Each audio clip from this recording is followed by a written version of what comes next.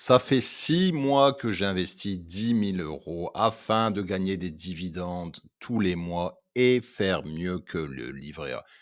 Dans cette vidéo, nous allons voir ma performance et j'espère que tu pourras en tirer quelques leçons. Allez, c'est parti!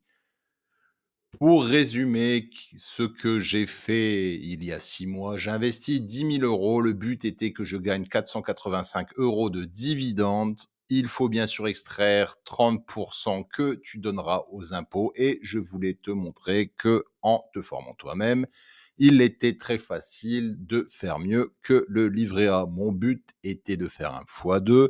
J'ai choisi 10 entreprises pour limiter les risques. J'ai investi dans différents secteurs financiers, l'énergie, les matériaux, les infrastructures, l'industrie, le domaine du pharmaceutique, le domaine financier, l'immobilier, les communications et la consommation ponctuelle. Nous voici 6 mois après et ce que vous pouvez voir, c'est que j'ai gagné 180,86 € de dividendes avec son portefeuille. Lorsqu'on regarde l'augmentation liée au prix de l'action, on a actuellement gagné 339 €, soit une performance de plus 3,38 après 6 mois. Donc, il y a une grosse possibilité qu'on ait autour des 7 après un an, qui sera la performance d'un ETF S&P 500.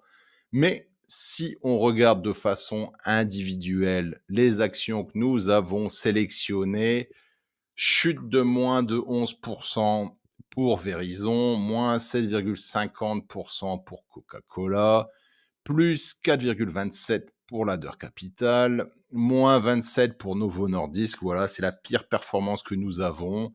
Sur ce portefeuille, on a du plus 25% pour Rio Tinto, qui est notre meilleure performance. Nike, plus 7%, 19% pour DHL.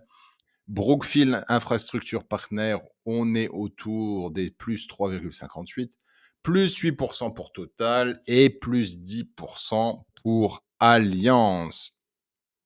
Voilà toutes les dividendes que nous avons recueillis depuis le début. On voit que nos grands gagnants sont Ladder Capital et Total. Est-ce que je suis inquiet par rapport à la répartition de ce portefeuille? Non, Coca-Cola, c'est du long terme. Je veux dire, les gens vont toujours boire de l'eau, vont toujours, boire du Coca-Cola. Verizon, un petit risque par rapport à la constellation Starlink de Elon Musk sur le futur. Verizon est un fournisseur d'accès à internet, mais sur les 3, 4 prochaines années, je me fais pas de soucis et pareil pour Novo Nordisk. Lilly a une meilleure performance, mais je voulais un leader européen pour cette entreprise danoise et malheureusement, le nombre d'obèses et le nombre de personnes qui ont du diabète va augmenter ces prochaines années.